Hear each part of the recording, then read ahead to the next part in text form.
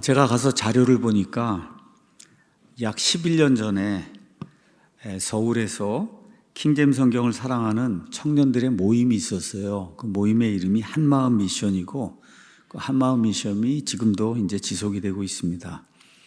거기를 제가 2년인가 2년 반을 일주일에 이제 한 번씩 가서 그 청년들에게 이제 말씀을 전하면서 약 16주에 걸쳐서 갈라디아서 1장부터 6장까지 모든 절을 제가 한 절 한 절 이렇게 설명한 적이 있습니다. 근데 이제 당시에 영상이나 음성의 질이 좋지 않았고, 또 우리 교회 성도들 대상으로 이렇게 강의를 한 게 아니기 때문에 저희 교회에 오시는 그 성도들 가운데는 이런 강의를 목사가 한 적이 있다, 이런 것도 모르시는 분이 굉장히 이제 많습니다. 갈라디아서는 복음의 아주 기초 중에 기초라고 이야기할 수 있는데, 사람의 행위가 아니라 오직 예수 그리스도를 믿는 믿음으로 하나님의 은혜로 구원받는다는 정말 신약 성경 이 복음의 진리를 어느 면에서 짧지만 가장 강력하게 우리에게 선포하는 그런 그 중요한 말씀입니다. 그래서 이번에 갈라디아서 전체를 처음부터 끝까지 다시 강해를 하려고 합니다. 이번에는 기존 자료를 이제 새롭게 정리하고 또 그림도 넣고 선도도 넣고 이런 모든 것들, 시각화 자료도 강의 안에 다 집어넣고 이렇게 이제 해서 말씀을, 저도 이제 11년이 지났으니까 그동안 조금 더 깨달은 것이 있고 해서 이런 것들을 합쳐서 여러분에게 전달하려고 합니다. 제가 이제 강해를 준비하면서 느끼는 게, 목사가 참 어려운 그런 과업을 수행하는 그런 사람이다. 11년 전에 제가 최선을 다해서 했는데 지금 11년 후에 이걸 이제 다시 보고 여러분에게 이제 다시 한번 이제 강해를 하려고 할 때 너무나 많은 것들의 발전이 있는 거예요. 그래서 이런 것도 그렇고 이거를 제대로 소화해서 제대로 조금 더 이렇게 하나님이 주셨던 그 말씀 거기에 좀 더 가깝게 이렇게 설교를 하고 강의를 하고 이렇게 그때 했었으면 얼마나 좋았을까, 이런 생각이 들더라고요. 그래서 그냥 그런 심정을 가지고 똑같이 이렇게 하는 것이 아니라 지난 10몇 년 동안에 말씀의 유익을 얻은 이런 그 발전된 것이 이 안에 이제 다 반영이 되고, 또 여러 가지 디지털 자료라든지 이런 것들이 다 이 안에 반영이 되고 해서 갈라디아서 강해를 듣는 이런 사람들이 정말 하나님이 원래 주셨던 그 말씀의 의미가 이것이 아니었을까, 조금 더 가까이 이렇게 가는 그런 계기가 되면 좋겠다, 이런 생각을 가지고 갈라디아서 강해를 하도록 하겠습니다. 여러분이 가지고 계신 성경, 거기 갈라디아서 이제 가서 보시면은 그 1장 시작하기 전에 그 요약의 말씀이 그 안에 이제 들어 있습니다. 이걸 가지고 일단 조금 설명을 하면서 제가 하고자 하는 바를 여러분에게 전달하겠습니다. 책 이름은 가서 보니까 갈라디아 사람들에게 보내는 사도 바울의 서신, 영어로는 The Epistle of Paul the Apostle to the Galatians 이렇게 돼 있어요. 그래서 우리가 간단하게는 갈라디아서라고 돼 있고, 원래 풀 이름은 갈라디아 사람들에게 보내는 사도 바울의 서신 이렇게 이제 돼 있습니다. 기록자는 당연히 이제 바울이고, 기록 시기를 가서 보시면 55년경이다 이렇게 이제 돼 있는데, 여기에 대해서는 제가 이따가 보충 설명을 좀 하도록 하겠습니다. 그 다음에 성격은 교리를 담고 있다, 역사 이런 내용이 아니라 주요 내용이 교리입니다. 수신자는 1차적으로는 갈라디아 교회들, 거기에 있는 성도들이 수신자고, 실질적으로는 지금 신약시대에 사는 모든 성도들이 이제 수신자가 됩니다. 이 서신의 이름은 편지의 수신자인 갈라디아 교회들에서 유래가 됐다. 거기 가서 보니까 1장 1절에 사람들에게서 나지 아니하고 사람으로 말미암지도 아니하며 오직 예수 그리스도와 죽은 자들로부터 그분을 일으키신 하나님 아버지에 의해 사도가 된 바울은 나와 함께 있는 모든 형제들과 더불어 갈라디아 교회들의 편지를 한다. 이렇게 이제 돼 있습니다. 우리가 이제 사도행전을 가서 보시면 사도 바울이 3번 선교 여행을 다닌 것을 알 수가 있습니다. 1차 선교 여행이 사도행전 13장부터 이제 시작이 되는데, 거기 가서 보시면 바울과 바나바가 갈라디아 지방에 대해서도 제가 자세하게 조금 이따 설명을 하겠습니다. 거기에 가서 보시면 비시디 안디옥이라는 데가 있고 이고니온, 루스드라, 더베 이런 도시들이 나오는데, 여기 가서 처음으로 이제 복음을 선포하고 그 다음에 교회를 세우는 내용이, 그게 이제 1차 선교 여행의 내용입니다. 그 이후에 2번 2차, 3차 선교 여행을 이제 할 때 디모데하고 함께 이 지역을 다시 찾아가서 옛날에 세웠던 그런 교회, 그리고 그 성도들을 만나고 그들의 믿음을 굳건하게 하는 그런 내용이 사도행전 16장, 18장에 기록이 돼 있어요. 그래서 이 갈라디아 사람들이 어느 면에서 이방 사람들 가운데서는 하나님의 복음을 일찍 받은 사람들입니다. 근데 마귀가 그냥 두지 않거든요. 그래서 유대주의자들이 등장을 해가지고 갈라디아 사람들을 유혹을 해서, 그래서 갈라디아 사람들이 변덕을 부려요.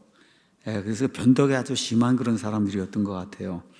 하나님의 은혜로만 구원받는다 하는 것을 분명히 바울에게 배웠는데, 자꾸 무언가를 그래도 내가 더 해야 되지 않겠냐. 이게 참 사람을 어렵게 만드는 그런 일인데, 사람의 마음에 이 종교심이 있기 때문에 마귀가 들어와서 그 종교심을 이렇게 자극을 하면, 이것만으로는 좀 아니지. 그러니까 아이들 같으면 사탕을 주겠다 그러고 뭐 그러면 그냥 그걸 다 좋아하는데, 어른은 왜 주냐, 내가 받을 가치가 있냐, 뭐가 있냐 이렇게 묻거든요. 그런 일이 이제 발생을 한 거예요. 그래서 은혜에다가 행위를 더하는 그런 어리석음을 범하려고 한 사람도 있고 범한 사람도 있고, 이제 이렇게 돼서 갈라디아서를 이제 기록을 하게 됐습니다. 갈라디아서 이제 이야기를 하면서 오늘은 그 신약 성경 서신서, 뭐 서신서뿐만 아니라 복음서도 마찬가지고, 이 신약 성경의 배경이 되는 로마 제국에 대해서 여러분에게 먼저 좀 말씀을 드리려고 합니다. 로마 제국. 로마는 아시는 것처럼 이탈리아 반도 중부에 테베레 강이 있었는데, 그 강 연안에 라틴 사람들이 살았어요. 이 사람들이 건설한 도시국가, 옛날에는 다 도시국가, 도시 하나가 하나의 국가가 되는 이런 시대가 지금부터 한 3,000년 전에 있었습니다.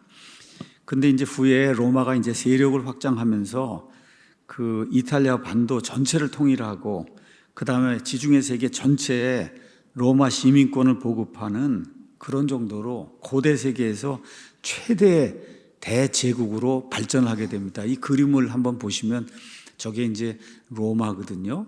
그래서 저 중간에 제가 빨갛게 해놓은데 저기 있는 데가 이제 이탈리아입니다.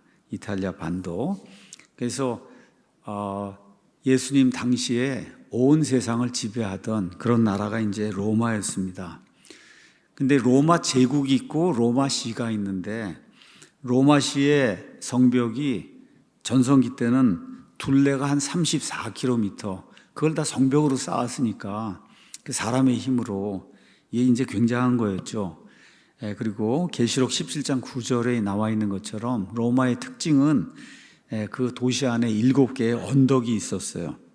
그래서 로마는 법도 유명하고 건축물도 이제 웅장하고 뭐 그림, 조각, 예술 이런 데서 아주 우수성을 자랑을 했고, 또 로마는 예술과 사치, 그리고 다른 나라를 정복하는 거, 이런 면에서 아주 뛰어났습니다. 그래서 그 당시 알려진 세상에서 로마에게 조공을 바치지 않는 그런 민족은 하나도 없었다. 그러니까 지중해 근처에 알려진 그런 나라들 중에서 로마에게 조공을 받지 않는 이런 나라는 하나도 없었다고 해도 과언이 아닐 정도로 아주 대규모의 큰 제국을 이제 형성을 했습니다. 그래서 로마가 이렇게 이제 정복을 통해서 제국을 이제 확장을 하다 보니까 저기 가서 보시면 저 주변에 많은 이교도들이 다 이교도들이에요. 하나님 모르는. 이 사람들이 섬기는 우상이 있고 이 사람들이 섬기는 이방 신들이 있는데, 이게 다 로마 제국 안으로 다 들어와서 이게 짬뽕이 되기 시작한 거예요. 로마 제국 안에서. 그래서 이 로마 제국에 사는 대다수 사람들은 극도로 미신을 숭배하고 우상을 숭배하고 이렇게 되면서 이교도들로 인해서 윤리와 도덕이 극도로 피폐하게 타락하는 이런 일이 생겼습니다. 그래서 로마서 1장에 그 로마 시대 상황이 어떤가를 사도 바울이 잘 표현을 하고 있습니다. 로마는 이제 최초에 왕정으로 이제 출발했는데 주전 509년, 예수님 오시기 한 509년 전쯤에 공화정이 됐습니다. 그러니까 왕이 있는 게 아니라 선출된 관리들이 있고 원로원이 있고 시민이 있고 이런 사람들이 합쳐서 국가를 다스리는 공화정으로 이렇게 이제 변화가 됐고, 이게 한 500년 정도 지나다가 예수님 오시기 한 27년, 이때 옥타비아누스라고 하는 사람, 옥타비아누스가 이제 등장을 해서 아우구스투스라고 하는 황제 제도가 확립이 돼요. 아우구스투스. 그래서 황제가 되는데 전제 이런 군주제가 아니에요. 그냥 세습이 되고 이런 것이 아니고, 황제가 형식상 제1시민이고 원로원하고 권력을 나누는 원수정이라고 하는 이런 체제가 이제 설립이 됩니다. 그러고 나서 한 300년 지나서 주후 284년에 디오클레티아누스 황제 이후에는 이제 전제 군주정이 된 거예요. 그러니까 황제가 신적인 권위를 지닌 절대 군주로서 통치하는 이런 그 시대가 이제 열리게 되고, 그때로부터 이제 한 100년쯤 지나서 우리가 알고 있는 테오도시우스라고 하는 황제, 이 사람이 죽은 다음에 로마 제국이 동로마, 서로마로 이렇게 둘로 분할이 됩니다. 그래서 서로마 제국, 로마 도시를 포함했던 그 서로마 제국은 476년에 이제 멸망을 하고, 그 다음에 지금의 콘스탄티노플, 이스탄불이 있는 그 지역은 동로마 지역이었어요. 그 동로마 지역은 1453년까지 이 땅에 존속을 합니다. 그러니까 오랫동안 로마 제국이 이 땅에 존속을 한 거예요. 그럼 로마 제국이 성경에 나오냐? 구약 성경에는 안 나옵니다. 로마라고 하는 바빌론, 이집트, 아시리아 이런 건 다 나오는데 로마라고 하는 그런 이름으로는 나오지 않아요. 다만 다니엘서에 나오는 그 환상, 다니엘의 환상 2장에 나오는 거, 7장에 나오는 거 가서 보시면 거기에 여러 제국이 나오는데 그 제국 중에 하나가 그리스 다음에 로마 제국이다라고 우리가 이제 평가할 수 있는 그런 그 제국의 모습이 나오고, 우리가 아는 것처럼 예수님 모시기 한 400년 전쯤에 구약 성경이 이제 다 완료가 되고, 그리고 하나님의 말씀이 없는 침묵기가 400년 동안 유지가 되는데, 이때에도 로마 제국이 그렇게 크질 않았어요. 예수님 오시기 400년 전까지만 해도. 그래서 유대인들하고 무슨 관계를 맺을 정도로 그렇게 큰 나라는 아니었다.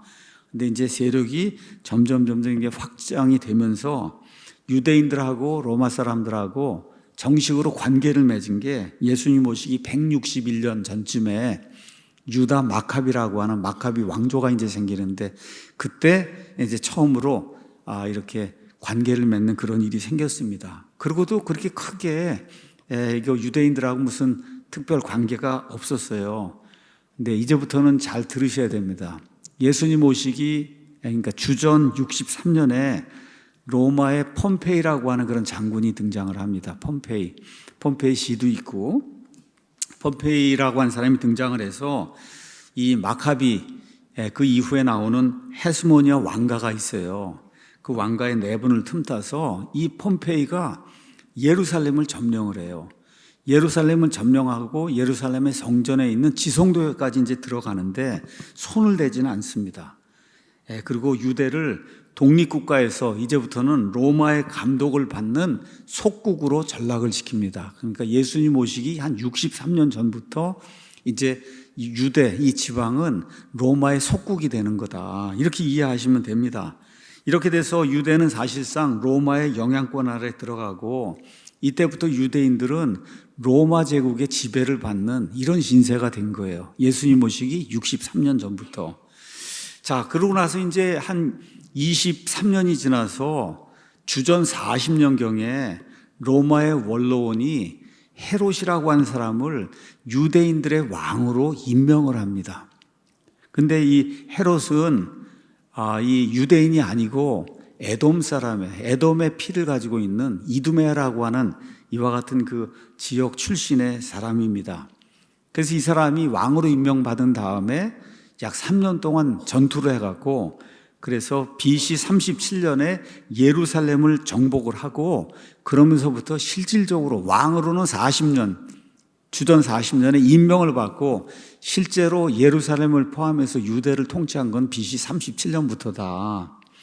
이 사람이 자기의 약점이 있잖아요. 자기가 유대인이 아닌데 지금 유대인의 왕으로 이제 왕노릇을 해야 되니까 유대인들의 환심을 사야 되겠다. 이렇게 이제 해서 로마의 신임도 없고, 그래서 유대, 사마리아, 갈릴리 이런 걸 다 다스리면서 유대인들에게 신임을 받기 위해서는 내가 유대인들이 원하는 성전을 좀 이렇게 잘 꾸며줘야 되지 않겠냐. 스룹바벨 성전 이걸 지어놨는데 이게 아주 형편없거든요. 이렇게 되니까 예수님 오시기 20년 전, BC 20년부터 시작을 해서 성전을 짓습니다. 황금으로 해갖고 이게 엄청나게 그 스룹바벨 성전을 개축을 하는 거죠, 개축을. 그래서 이 동쪽에서 가장 아름다운 그런 건물로, 그래서 유대인들의 표현에 따르면 요한복음 2장에 이 성전을 짓는데 46년이 걸렸다 이런 이야기가 나오잖아요. 그러니까 그렇게 오랫동안 성전 치장을 한 거예요. 헤롯은 그 전에 물론 죽었지만 그 이후에도 계속해서 성전을 치장하는 그런 일이 지속이 돼서 예수님 당시까지 무려 46년 동안 성전을 짓고 그 이후에도 계속해서 확장해 나가는 그런 일을 했다. 자, 아시는 것처럼 헤롯이 주전 4년경에 죽었어요. 그때가 이제 예수님 탄생하신 이제 그때인데, 그래서 그의 아들 아켈레오가 유대 지역을 다스렸다가 얼마 지나지 않아서 한 10년 지나서, 그러니까 주후 6년에 아켈레오가 폐위가 됩니다. 그래서 이제부터는 로마 제국이 이제부터는 왕이고 뭐고 필요 없고 우리가 총독을 보낼 테니까 총독의 지배를 받아라. 이렇게 되면서 이제 총독의 지배를 받는 그런 땅이 됐습니다. 그리고 예수님 십자가 사건이 이제 생기고, 이제 주후 70년에 AD 30년에 그 일이 생기고 40년 동안 이렇게 하나님께서 은혜의 기간을 더 주셨지만 유대인들이 회개하지 않고, 그래서 AD 70년에 로마 장군 타이투스라고 한 사람이 예루살렘을 정복하기 위해서 침입해 들어오고 약 100만 명이 죽는 이런 참사가 생기면서 성전이 다 완전히 무너져 버리고 유대인들이 그 땅에서 추방이 되는 그런 일이 생겼어요. 그게 이제 예수님 당시, 그리고 사도 바울이나 이런 베드로나 이런 사람들이 살던 그 당시, 이 신약 성경에 기록되던 그 당시에 그런 일들이 생겼다는 거, 그 로마 제국 치하에서 이런 일들이 있었다는 거, 요거를 이제 우리가 기억을 해두면 좋습니다. 이것과 함께 이제 갈라디아라든지 이런 것들을 제가 여러분에게 설명을 하겠습니다. 자, 로마에서 이제 가장 중요한 것이, 우리 복음 선포하고 관련해서 중요한 것이 뭐냐 하면 로마의 시민권이에요.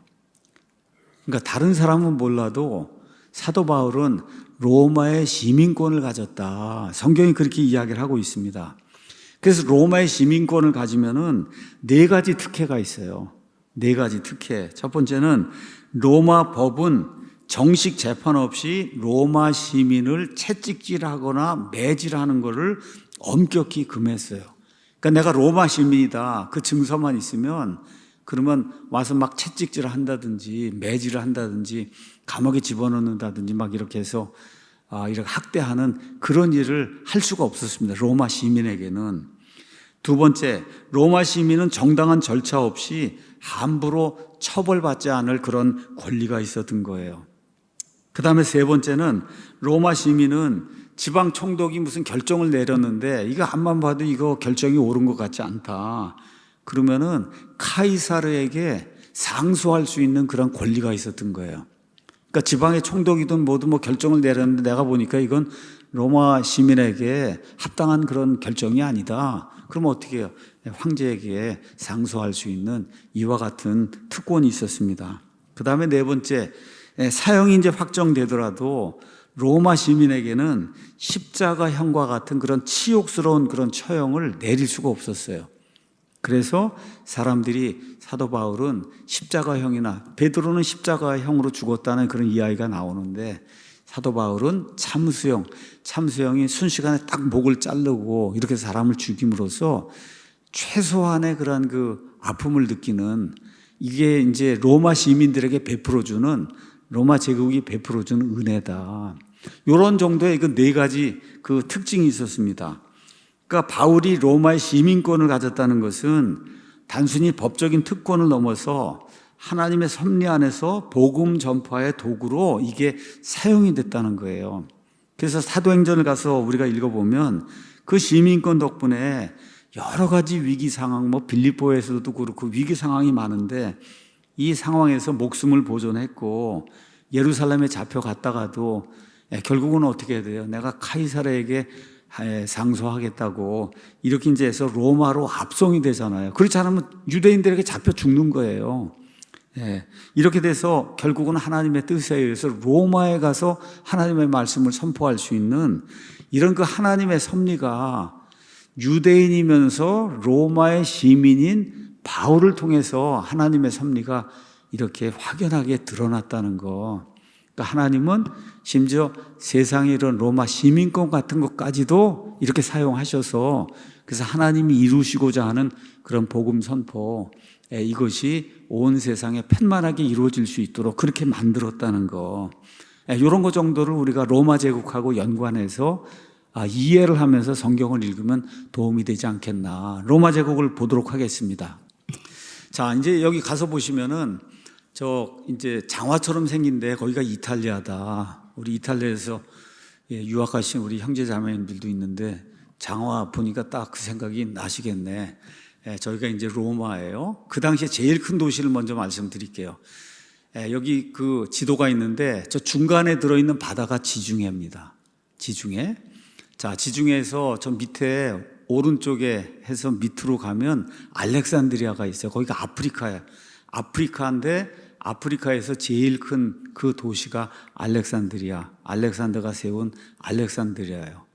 그 다음에 또 하나 큰 도시가 저쪽에서 오른쪽으로 가면 시리아의 안디옥이라고 하는 그런 도시가 있습니다. 안디옥.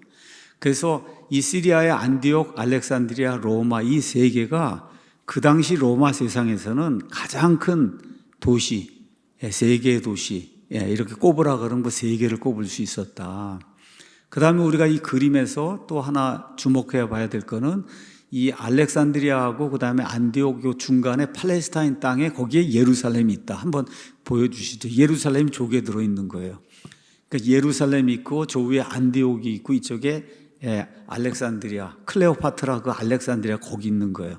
그리고 저 끝에 로마라고 하는 데가 있다. 요 정도는 여러분이 이해를 하시면 되고 그 이탈리아 반도 그 옆으로 이렇게 넘어가게 되면 그리스가 있고 그 다음에 키프로스가 있고 이쪽으로 넘어가서 시리아 안디옥 쪽에 이쪽으로 가게 되면 그 지역이 지금의 터키인데 여기가 소아시아 지방이다. 그러니까 원래는 그 지역의 전체가 이름이 아시아예요. 그때는 지금은 아시아가 중국 포함해서 이걸 아시아라 그랬는데 그 당시에는 저 지역을 아시아라고 불렀어요. 근데 지금의 아시아하고 두 개가 혼동이 되니까 그래서 그냥 사람들이 그 당시에 아시아는 에이시아 마이너, 여러분 야구도 마이너 리그가 있고 메이저 리그가 있는 것처럼 아시아도 큰 메이저 아시아가 있고 마이너 아시아가 있다. 그래서 소아시아라고 이제 부르는 이게 터키라고 여러분이 그냥 생각하시면 됩니다. 이 지역이 있고 이 로마 제국에서 우리가 이제 봐야 될 게 있어요. 오늘 갈라디아서를 공부하기 때문에 제가 저기 로마 제국의 저 끝에 왼쪽 끝에 가면 거기에 파란색으로 하늘색으로 이렇게 타원을 하나 거놨어요. 그 이름을 뭐라고 썼냐면 골이라고 했습니다. 골. 그게 지금의 프랑스예요. 프랑스의 옛날에 골이라고 하는 이 가울이라고 이제 영어로는 그렇게 표현이 되는데 우리가 읽을 때는 골이라고 그렇게 읽습니다. 이런 지역이 있었어요. 프랑스에. 그래서 프랑스의 그 골 지방, 거기 살던 사람을 뭐라고 불렀냐? 갈리아 사람이라고 불렀습니다. 갈리아 사람. 근데 예수님 오시기 몇백 년 전에 저 골 지방에 살던 그 갈리아 사람들 중에 흉악하고 사나운 사람들이 이주를 한 거예요. 어디로 이주를 한지 동쪽으로 이주해서 이 그림에 가서 보시면 중간에 노란색으로 갈라디아라고 써 있는데 보이시죠? 네, 갈라디아. 저 지방으로 이 프랑스 지역에 살던 갈리아 사람들이 이주를 했어요. 그렇게 하고는 그 지역을 우리 갈리아 이거하고 연관이 되도록 그 지역의 이름을 갈라디아라고 부른 거예요. 그러니까 원래 그 갈라디아라고 한 저기가 어디서 나왔다고? 프랑스의 갈리아 사람들, 그 사람들이 흉악한 사람들이 이주를 해서 소아시아 저쪽 지역에 세워놓은 그 지역의 이름이 갈라디아다. 이렇게 여러분이 이해를 하시면 됩니다. 자, 그러면 그 다음 그림을 이제 가서 이 소아시아 지방의 이 갈라디아에 대해서 좀 설명을 하도록 하겠습니다. 갈라디아가 왜 제가 이게 설명을 하냐? 이게 헷갈리기 때문에 여러분에게 설명을 하는 거예요. 여기 가서 보시면 소아시아에 제가 이 동그라미를 두 개를 그려놨습니다. 하나는 파란색에 크게 그려놓은 동그라미가 있고 하나는 노란색에 갈라디아라고 되는데 이렇게 돼 있는 동그라미가 있어요. 그래서 저 노란색으로 돼 있는 저 갈라디아가 원래 오리지널 갈라디아예요. 누가 이주했다고요? 프랑스의 고을 지방에 살던 갈리아 사람들이 이쪽으로 이주를 해갖고 그렇게 세워놓은 원래 의미의 갈라디아가 저기가 갈라디아고, 그래서 그 중심 도시를 그 당시에는 앙키라라고 불렀고 지금은 터키의 앙카라가 있는 데가 저기입니다. 터키 앙카라, 터키 수도가 앙카라거든요. 그 앙카라가 있는 그 지역이 바로 옛날에 진정한 의미의 갈라디아다. 그렇게 여러분이 이해를 하시면 됩니다. 자, 그런데 로마 제국에서 어떤 변화가 생겼냐? 이 좁은 의미의 노란색으로 되어 있는 저 갈라디아 말고 그 남쪽의 비시디아, 루가오니아 이 여러 지역을 함께 묶어가지고 갈라디아 지방, 프라빈스라고 하는 걸 만들었어요. 갈라디아. 그게 지금 여기 가서 보시면 파란색으로 되어 있는 거예요. 밑으로 조금 내려보시죠. 파란색으로 되어 있는 저거가 큰 의미의 갈라디아인 거예요. 그러니까 갈라디아 이야기가 나오면 오리지널 갈라디아, 그 프랑스 골지방에 살던 갈리아 사람들이 이주했던 지금의 수도 터키의 수도가 있는 앙카라가 있는 그걸 이야기하느냐, 아니면 전체를 다 이렇게 포함한 거의 소아시아 전체를 다 포함하는 그 지역을 갈라디아 프라빈스, 우리식으로 얘기하면 도가 되는 거죠. 경기도 같은. 근데 뭐 훨씬 크죠, 그거보단. 근데 그 당시엔 그거를 갈라디아 지방이라고 부른 거예요. 행정구역으로서. 그러니까 저와 여러분이 여기 가서 사도 바울의 1차, 2차 선교 여행이 있는데 1차 선교 여행 이제 가서 보시면 남쪽에 있는 비시디 안디옥, 한번 그림을 조금만 크게 해 보시죠. 그러면 남쪽에 비시디 안디옥이 있고 이고니온이 있고 루스드라가 있고 더베가 있고 이런 거 보이시죠? 저 파랗게 된 데 이렇게 돼 있는 거. 그렇죠? 이 지역을 간 거예요. 1차 지역, 1차 선교 여행을 할 때. 그러니까 이 도시들은 넓은 의미의 갈라디아에 속한 데지 원래 진정한 의미의 저 갈라디아, 저 노란색으로 돼 있는 저 지역의 갈라디아 그 도시들이 아니다. 여러분 일단 이해하시죠? 예. 그러니까 넓은 의미의 갈라디아라고 여러분이 이해를 하시면 됩니다. 자, 그 다음에 이제 2차 선교여행, 이제 3차 선교여행을 했는데 이 2차, 3차를 할 때 여기에 대해서는 역사가들의 의견이 분분합니다. 2차, 3차를 갔을 때 여기 아까 했던 더베, 루스드라, 비시디아, 안디옥 여기를 2차, 3차 때 갔다 이렇게 보는 그런 견해도 있고 2차, 3차 때는 저 위에 원래 갈라디아라고 했던 그 부분 노란색으로 돼 있는, 근데 거기에는 어떤 교회가 있었다는 얘기가 안 나오거든요.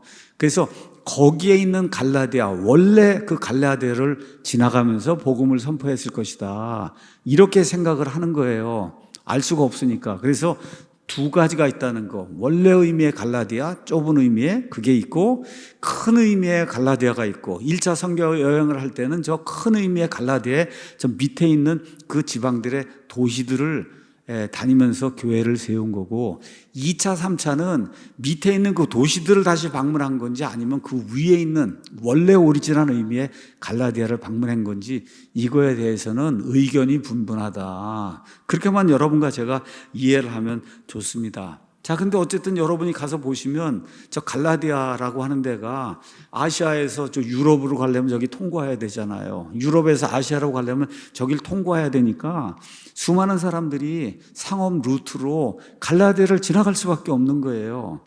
이렇게 되면서 상업이 저 지역에 이제 발달하게 됐는데, 북쪽 지역에는 뭐 비옥한 이런 평야도 있지만 지방 대부분이 나무가 없는 고원지대, 이렇게 되니까 양과 염소를 방목하는 목축지에 가까웠다.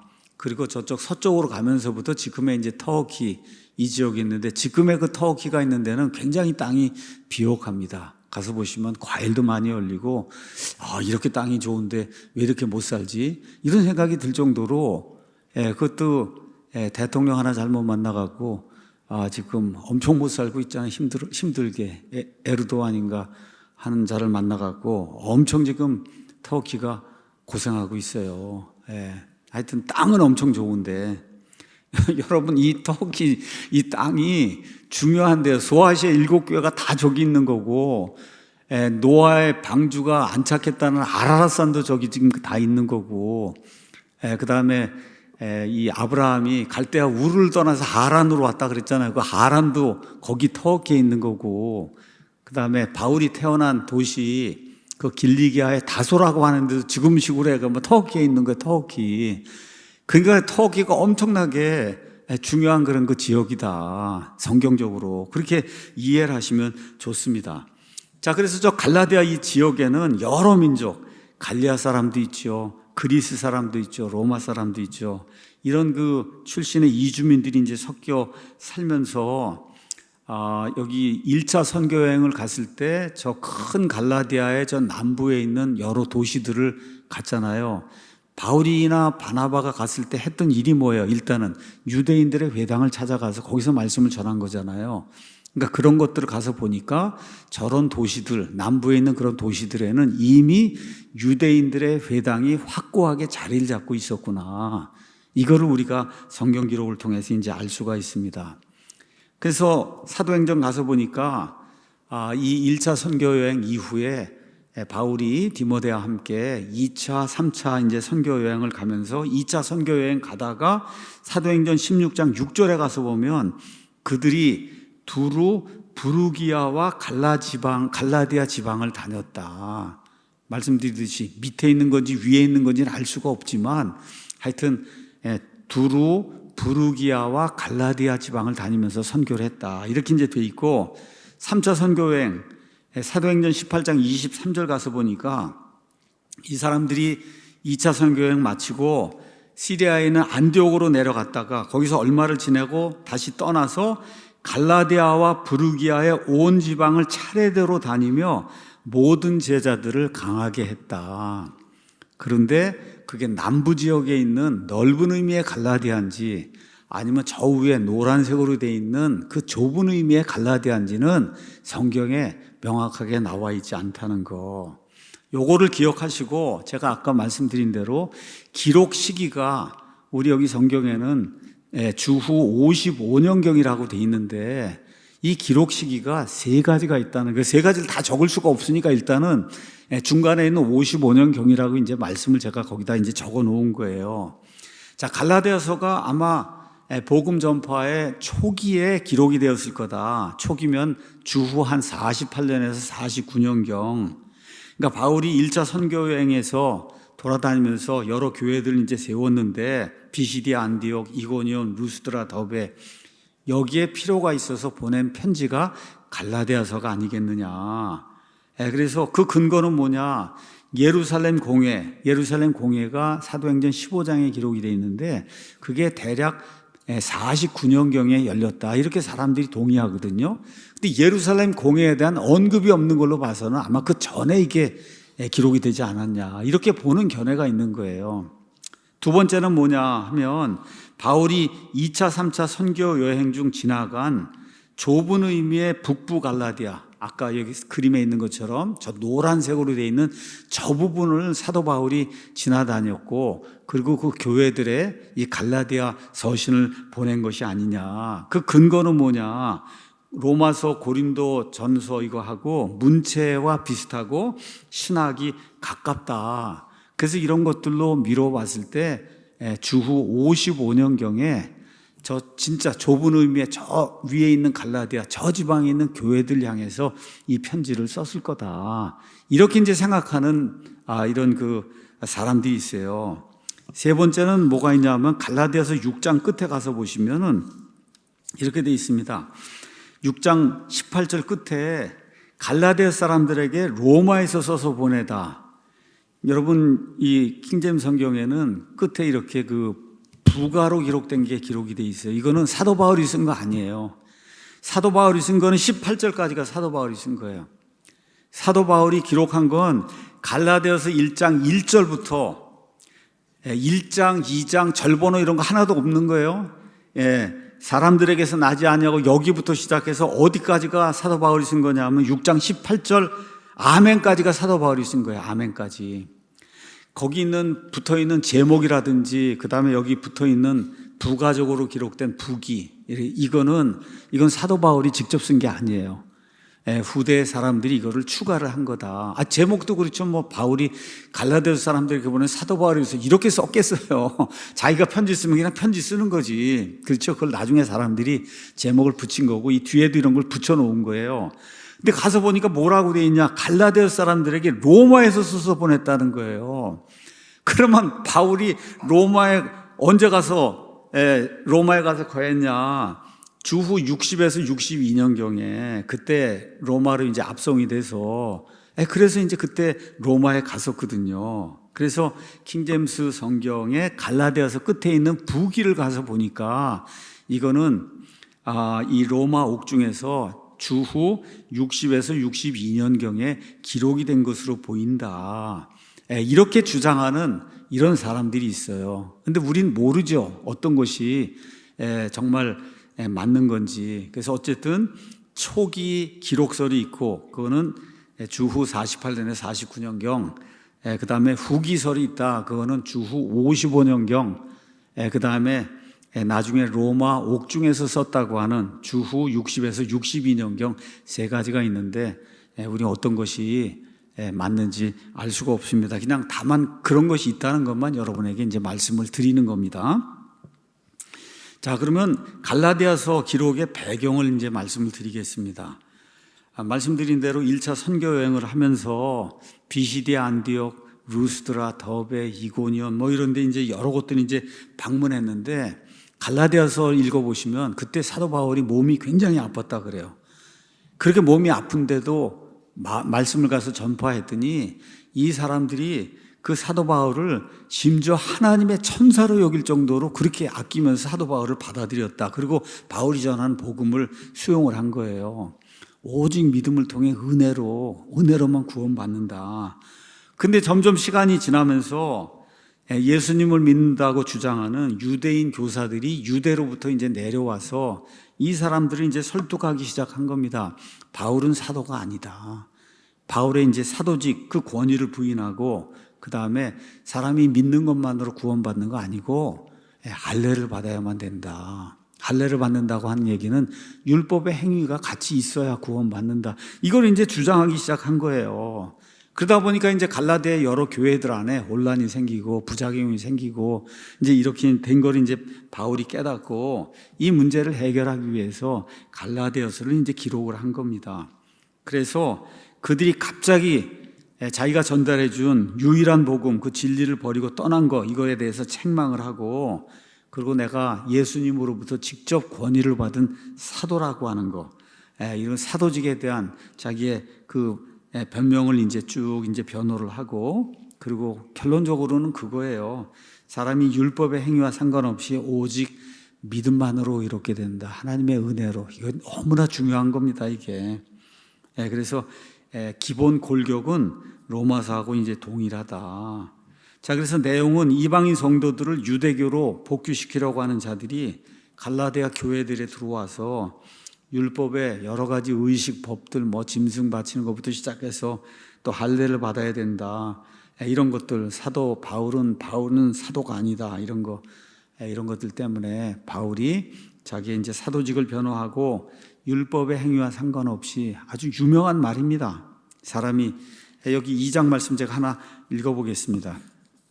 갈라디아서 2장에 이제 가서 보시면 바울이 몇 번을 얘기하는지 몰라요. 15절에 우리는 본래 유대인이요 이방에 속한 죄인이 아니지만 사람이 율법의 행위로 의롭다 인정받지 아니하고 예수 그리스도의 믿음, 즉 예수님을 믿는 믿음으로 의롭다 인정받는 줄 알므로 우리도 예수 그리스도를 믿었나니 이것은 우리가 율법의 행위가 아니라 그리스도의 믿음으로 의롭다고 인정받으려 함이라. 율법의 행위로는 어떤 육체도 의롭다고 인정받을 수 없다. 그래서 이거 외에 다른 걸 전하는 자는 심지어 하늘에서 온 천사라도 저주를 받을지어다 하고 강력하게 이 말씀을 선포하는 내용이 그 안에 기록이 되어 있습니다. 그래서 이게 이제 핵심 절이고 영적인 교훈은 갈라디아서 5장에 있는 거예요. 5장 1절에 우리 이승만 대통령께서 하와이에서 이제 여생을 다 보내시고 그리고 바로 하나님의 부르심을 받기 전에 대한민국 국민들을 위해서 남겨놓은 그 유언의 말씀이 갈라디아서 5장 1절입니다. 그리스도께서 해방의 자유로 우리를 자유롭게 하셨으니 그러므로 그 자유 안에 굳게 서고 다시 속박의 멍에에 얽매이지 말라. 이거예요. 그러니까 자유라고 하는 말은 두 가지가 있다고 말씀드렸죠. 하나는 리버티가 있고 하나는 프리덤이 있습니다. 프리덤. 여기서 이야기하는 거는 리버티를 이야기하는 거예요. 율법에 이런 속박에 갇혀 있는 거, 이 종된 상태에서 벗어나야 된다는 거죠. 해방의 자유를 얻어야 된다. 근데 그걸 누가 주셨냐? 예수님이 주셨는데 왜 거기로 다시 돌아가냔 말이에요. 왜 거기로 다시 속박의 멍에 안으로 다시 돌아가느냐? 이런 거 하면 안 된다. 이런 그 내용이 집중적으로 이 안에 이제 기록이 되어 있습니다. 갈라디아서만의 특징이 있어요. 몇 가지만 말씀드리고 배경 말씀드리고 이제 끝내겠습니다. 첫 번째는 이거는 바울이 직접 기록한 그런 서신이다. 여기 갈라디아서 6장 11절 가서 보시면 너희는 내가 내 손으로 너희에게 얼마나 큰 글자로 썼는지 봐라 이렇게 돼 있거든요. 우리 그 옆에 있는 로마서 16장 22절 가서 보시면 뭐라고 이제 돼 있냐? 이건 바울이 직접 기록한 게 아니라 더디오라고 하는 사람이 바울이 말하고 일러준 대로 그걸 기록을 한 거예요. 16장 22절. 이 서신을 기록한 나 더디오가 주 안에서 너희에게 문안을 한다. 지금 사도 바울의 편지잖아요. 로마서가. 근데 그 끝에 인사의 말을 이제 적거나 할 때 그 끝에다가 더디오가 아예 그걸 적었어요. 이 서신을 적은 나 더디오도 너희에게 문안을 한다. 그러니까 많은 경우 사도 바울이 직접 기록한 게 아니라 어떤 사람의 손을 통해서 이걸 기록을 했는데 갈라디아서는 어느 면에서 바울이 이거 그대로 두면 이거 큰일 나겠구나 이렇게 이제 생각이 되니까 이건 내가 직접 적었다. 이거를 확실하게 보여줄 필요가 있어서 내 손으로 직접 적었다.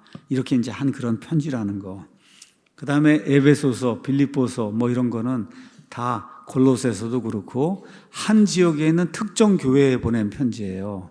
근데 여기 갈라디아서는 갈라디아에 있는 어느 한 특정 교회에 보낸 게 아니라 갈라디아 지방에 있는 여러 교회들에 보낸 그런 편지다. 이렇게 이제 이해하시면 되고 참 재미있는 거는 고린도전서 이런 데서 가서 보시면 하나님의 뜻을 통해 예수 그리스도의 사도로 부르심을 받은 바울과 우리 형제 소스데네는 고린도에 있는 하나님의 교회 즉 그리스도 예수님 안에서 거룩히 구별되고 성도로 부르심을 받은 자들과 거의 모든 서신에 앞에 성도로 부르심을 받았다. 성도들에게 보낸다. 성도, 세인트라고 하는 그런 말이 나오는데 갈라디아서는 거의 유일하게 성도라고 하는 말이 안 나옵니다. 그 안에 성도 거룩히 구별된 자들.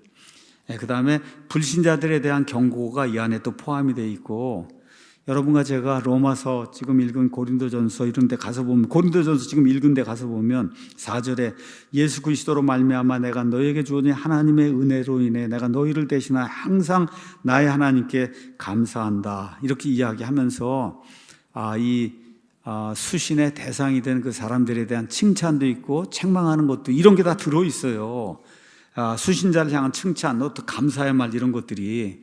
근데 갈라디아서는 바울 서신 가운데 유일하게 수신자를 향한 칭찬의 말이나 감사의 말이 하나도 없습니다. 그냥 시작되면서부터 그냥 직격탄을 쭉 쏘는 이런 형식으로 이게 기록이 됐어요. 그러니까 바울이 아주 이게 사태가 엄중하구나 이렇게 생각을 하고 더 뭐 이런 거 쓰고 할 그런 시간이 없는 거예요. 그냥 아예 본론으로 처음부터 들어가서 이렇게 나쁜 교리를 가르치는 자들, 이런 자들 혼을 내야 되겠다, 이런 그 심정으로 기록을 한 게 아닌가.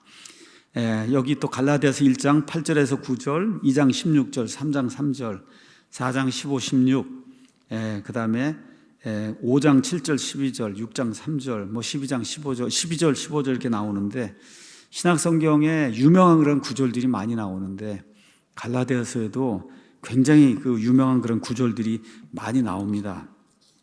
저는 갈라디아서 그 6장에 나와 있는 이 말씀을 좋아합니다. 6장 14절에 여기 나는 우리 주 예수 그리스도의 십자가 외에 결코 어떤 것도 자랑할 수 없나니 그분으로 말미암아 세상이 나에 대하여 십자가에 못 박혀 있고 나 또한 세상에 대하여 그러하니라. 아유, 얼마나 멋있어요. 그렇죠? 이런 아름다운 그 성경 말씀이 이 안에 이제 기록이 되어 있어요.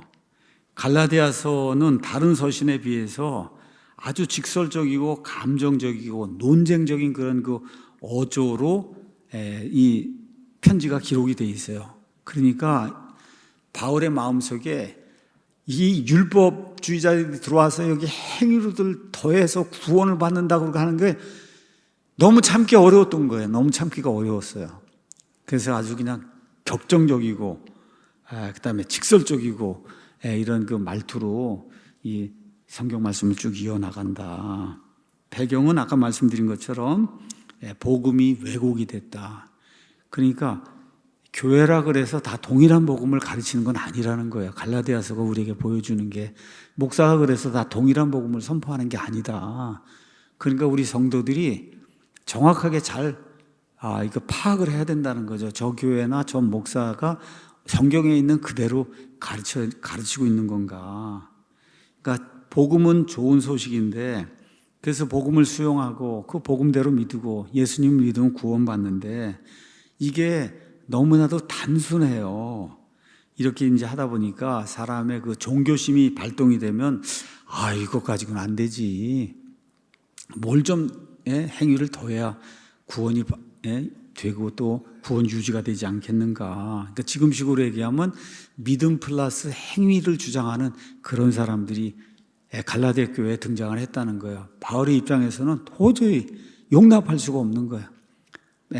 본인의 그 전반부의 삶을 얽어맸던 게 그 율법이고 그 율법의 저주에서 지금 벗어나서 오직 하나님의 은혜로 예수 그리스도 믿는 거, 이걸 통해서만 구원받는 거, 이걸 지금까지 전달하고 이게 유일한 복음이라고 전달하고 확신을 가지고 전달하고 하나님이 그걸 전달하라고 나를 세웠는데 여기에다가 또 행위를 둬야 된다고 얘기하면 이거는 저주받은 복음이지, 이건 하나님 원하시는 그런 복음이 아니지. 그러니까 그런 일이 바울 당시에도 있었고 그 이후에 로마 카톨릭 교회를 통해서 믿음 플러스 행위, 그게 계속해서 지금까지 내려오는 거예요. 지난 2000년 동안. 그러니까 그때만의 문제가 아니라 지금 이 시대에도 동일한 그런 문제가 생기고 있다. 마태복음 읽을 때는 행위가 있어야 된다 그러더니 갑자기 또 로마서 가더니 오직 믿음으로만 된다 그러고 그냥 왔다 갔다 하잖아요. 이러면 안 되는 거다. 이건 신학이 부족한 거예요. 시대를 구분하지 못하는 거예요. 이렇게 되니까 문제가 발생하는 거거든요. 그래서 이 갈라디아서를 통해서는 정말 오직 예수 그리스도를 믿는 믿음으로 말미암아 하나님의 은혜로 거저 구원받는다. 이거를 염두에 두시고 여러분의 오디세이, 요새 유명한 말입니다. 여러분의 오디세이, 본향을 찾아가는 그 하늘의 본향을 찾아가는 그런 그 여정이 하나님 안에서 복된 오디세이가 되기를 예수님의 이름으로 축원합니다.